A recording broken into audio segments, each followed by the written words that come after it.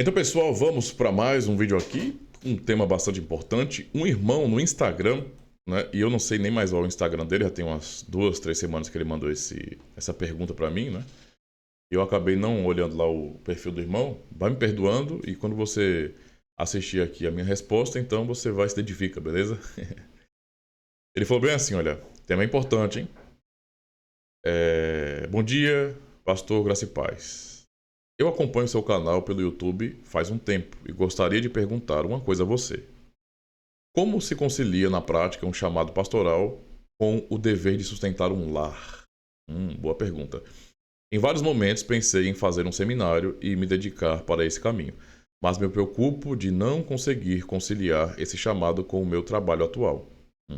Vejo que tem vários pastores que, por falta de condições, têm um ministério bivocacionado, mas eles sempre me parecem estar esgotados. Parece que ter um ministério de tempo integral seria o ideal, mas muitas vezes isso não é possível.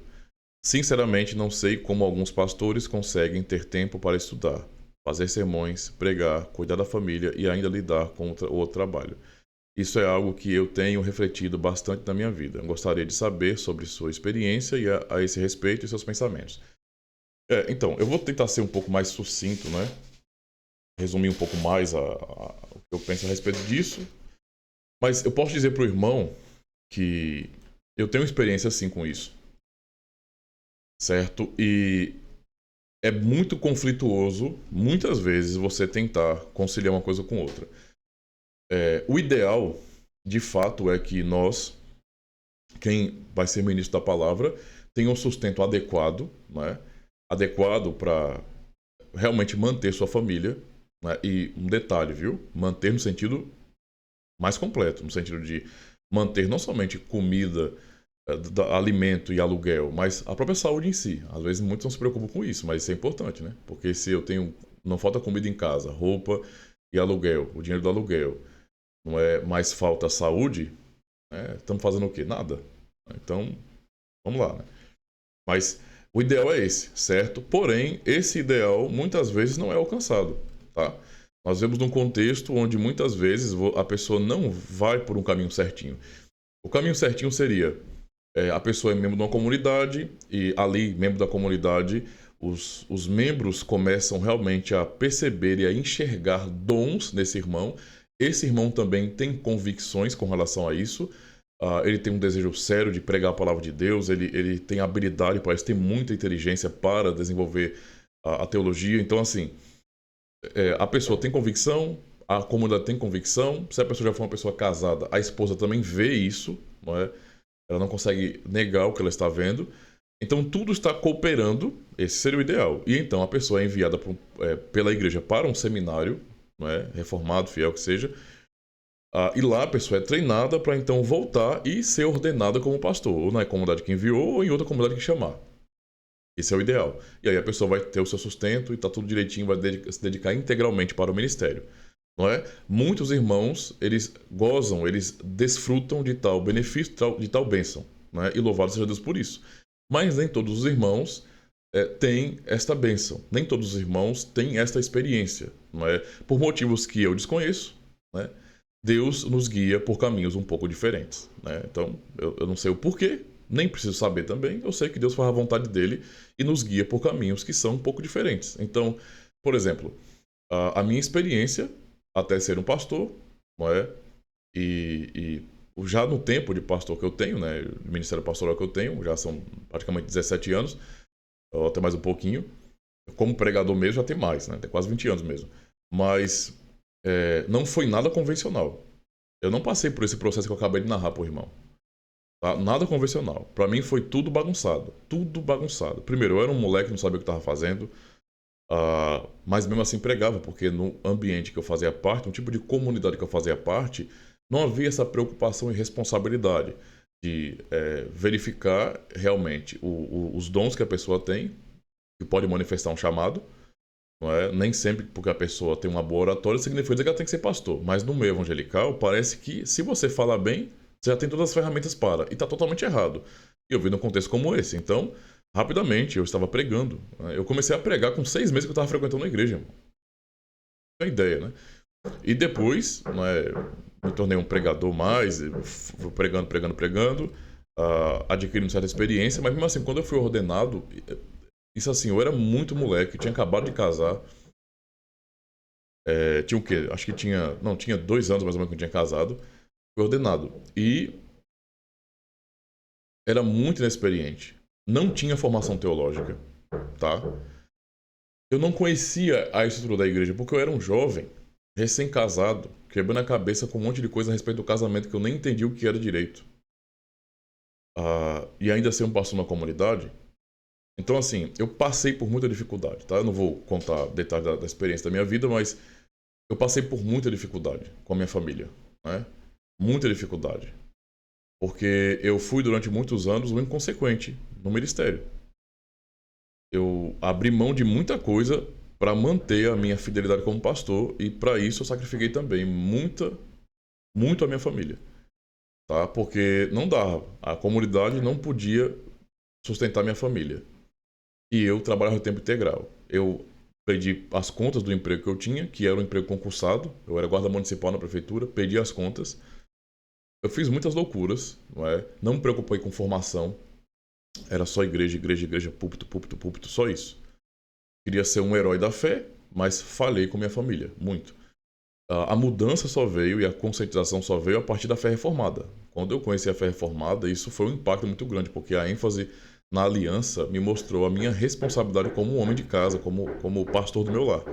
E me pesou muito, irmão. Me pesou muito. Tá? Durante muitos anos eu trabalhei, então, como pastor, para implantar a reforma na igreja e trabalhei também de carteira assinada em empresa, né? E era muito difícil, meu irmão. Olha, eu cheguei ao ponto de ficar tão estressado que eu queria estourar o pau da barraca mesmo. Porque é cansativo demais. Demais. Tá? Especialmente se você é um homem de Deus, de verdade, não é um charlatão, não é um safado querendo ganhar dinheiro, e você quer ser fiel ao Senhor, pregando a sua palavra e fazendo o que é certo, vai pesar muito mais. Vai pesar muito mais a fidelidade. Quando as pessoas elas optam, não é, pelo caminho fácil, não é, e veem o ministério pastoral como sendo um estrelato, digamos assim, é tudo tão mais fácil, irmão, porque você não tem que se preocupar em estudar a Bíblia de verdade. Conhecer doutrina a fundo? Não precisa. Qualquer bobagem que você fala num culto, né? Num culto, serve, porque no fim você está entretendo uma plateia, você não está pastoreando o rebanho de Cristo. Então, esses caras não estudam, não. Esse monte de pastor aí que tem, né? Com um bando de charlatão safado. Perdoa a expressão aqui, tá? Que só vão aos domingos, às vezes até todos os dias da semana, só vão até a igreja recolher a oferta, né?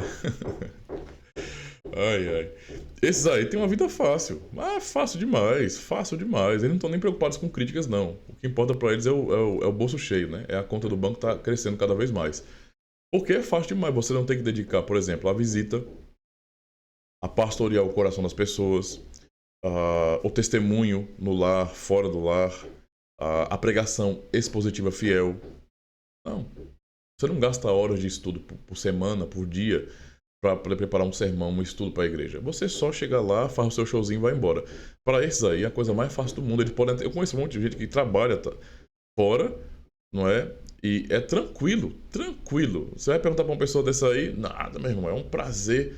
Mas o que a pessoa faz? A pessoa trabalha, tem o seu bom emprego, não é? E domingo só chega lá, fala abobrinha e volta para casa. Né? Não preparou um sermão. Não preparou um sermão.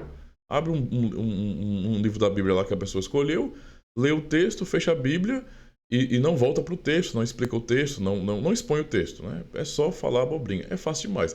Mas se o caminho for para ser um fiel pregador do Evangelho, isso implica em dedicação e estudo. Tá? Em seriedade para abordar a palavra de Deus e, portanto, para expor a palavra de Deus. Não é? E, portanto, a vida será bem mais complicada, certo? Porém, eu tenho que ser sério ao irmão. Muitas vezes, essa vai ser a realidade de homens fiéis. E esses homens vão se desgastar emocionalmente, tá? E fisicamente para fazer o melhor que eles podem, porque eles não podem falhar com a família deles, não podem. E não podem falhar com a igreja, de jeito nenhum. Ou uma coisa, veja, ou uma coisa ou outra, ou então vão ter que se desgastar, se consumirem de tanto esforço não é, físico e emocional para não falhar em nenhuma área nesse sentido. Porque toda falha vai ser injustificável, tá?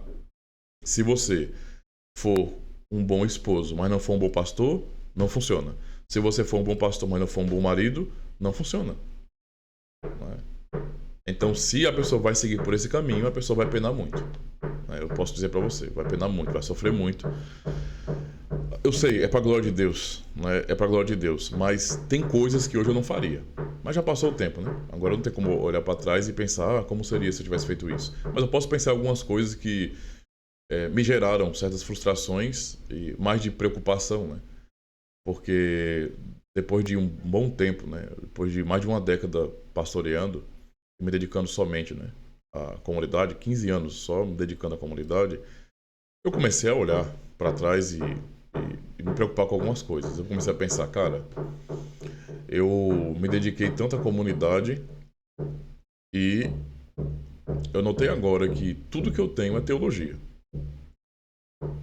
Eu não tenho uma formação fora disso. Se a igreja não conseguir me sustentar, eu vou ter que trabalhar. E o tipo de trabalho que eu vou ter, né, ele não vai ser bom, né, assim, suficiente. Eu vou ter que trabalhar e vou ganhar um salário mínimo, né? Vou ser o quê? Um porteiro, eu vou trabalhar na obra. Eu não tenho como reivindicar um trabalho melhor. Por quê? Porque eu não me formei em nada, eu só me dediquei à igreja, a púlpito, a pregar. Eu fui, entre aspas, me anulando durante muitos anos para me dedicar a ser o melhor pastor que eu pude. E olha que nem foi bom, né? Eu falei muito. Então, assim, é difícil, tá? É muito difícil. E a pessoa pensa, não, Deus vai nos sustentar. E de fato, Deus sustenta. Eu estou aqui para mostrar isso. Deus providencia o que nós precisamos. Mas isso não está, isso está totalmente longe da ideia de que Deus providenciar significa dar vida tranquila, porque não é assim. Então haverá angústia, haverá frustrações, haverá muitas vezes arrependimentos ingratos, porque a pessoa, por ingratidão, por tolice, por imaturidade, acaba ficando meio que arrependido de ter feito algumas coisas quando não deveria ficar, porque Deus está nos guiando assim. Mas nós somos seres humanos, né? E tudo isso, todas essas dores vão se acumulando, isso nos adoece, isso nos entristece. A vida de pastor não é uma coisa simples, não. Não é porque Deus nos chamou para o ofício que significa dizer que isso implica em que o nosso coração será blindado das dores dos mortais. De jeito nenhum. Nós vamos sofrer e vamos ter que aguentar. E quando tiver vontade de chutar o pau da barraca, tem que lembrar do amor de Cristo. Né? Tem que lembrar que é a igreja dele. Esse é o ponto. Tá? E eu não posso falar com meus filhos. Né? Porque eles são a primeira igrejinha que eu estou tomando conta. Minha família, minha esposa, meus filhos. Então, tem tudo isso. Por isso eu posso dar um conselho pro irmão, tá? Se o irmão tem convicção disso, verifique se sua esposa também tem essa convicção sobre a sua vida. A comunidade que você faz parte também, né? Se tudo realmente mostra isso, né? Vai se ajustando a isso. E mais, enquanto não chega o momento de o irmão se formar num seminário, meu irmão, se puder, meu irmão, não faça o que eu fiz, tá? Não meta a cara, porque você vai prejudicar muito sua família. E no final de tudo você estará sozinho no mundo, eu digo, humanamente falando. Porque as pessoas por quem você vai sacrificar, elas não vão se importar, elas não vão nem entender o sacrifício que você vai fazer. Não vão, tá? Porque para os membros da comunidade, muitas vezes, é claro que tem irmãos que são piedosos e entendem e lutam e se compadecem do seu pastor, mas muitos não são assim não, tá?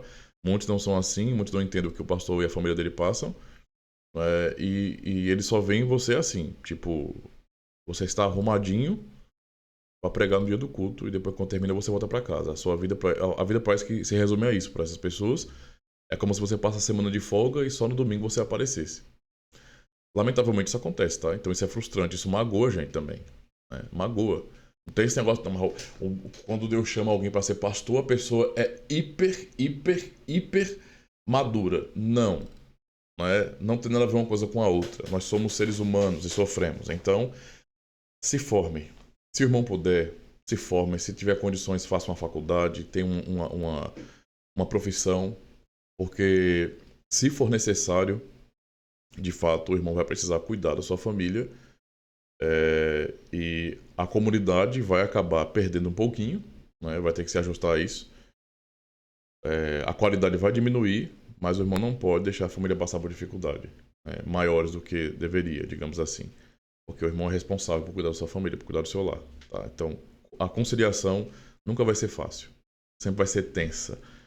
E você, mesmo na tensão, não pode falhar nem numa área, nem numa outra.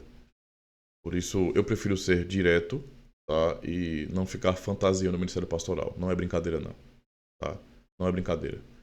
Então, pense nisso. E essa é uma recomendação que eu digo também aos demais, talvez mais jovens, que almejem também o púlpito, que queiram pregar, porque tem amor pela palavra, tem um desejo de expor a palavra, e isso é um pensamento nobre, né? O que não é nobre é você desejar ser pastor porque acha que isso significa mandar nos outros. Isso é ridículo. Mas tem gente que pensa assim, tá? Mas eu digo assim, é nobre, e é glorioso quando alguém vê uma brecha e quer tapar essa brecha. Amém. E glória a Deus. Mas, se tiverem condições, se preparem, tenham uma profissão, se formem, não é? Porque isso vai, de certa forma, diminuir certas frustrações do futuro. De você precisar, às vezes, arregaçar as mangas fora do contexto eclesiástico e você poder fazer isso de maneira mais tranquila, porque você tem sim uma profissão, porque você tem uma formação, né, superior e pode, né, durante um tempo, se manter a sua família de uma maneira um pouco mais tranquila, sem ser um peso a mais para a própria comunidade. Pensem nisso, tá? Porque no mundo real, no mundo da fantasia, nenhuma comunidade fecha, tudo dá certo, sempre há corvos para trazer carne para nós, mas no mundo real não é assim. No mundo real, Deus nos conduz por caminhos difíceis. Sim, as portas fecham, os trabalhos não dão certo, tá? Às vezes há recomeços e às vezes, muitas vezes pode acontecer de simplesmente não dar certo. E acabou. Então, eu espero que tenha sido o suficiente, né? Eu não vou entrar em maiores detalhes com relação a isso, apenas dizer para o irmão que, para os demais irmãos, que é desafiador, tá? Disso você pode ter certeza, é desafiador. Tem que perseverar mesmo, mas se prepare, tá bom? Deus abençoe e é isso aí, até o próximo vídeo.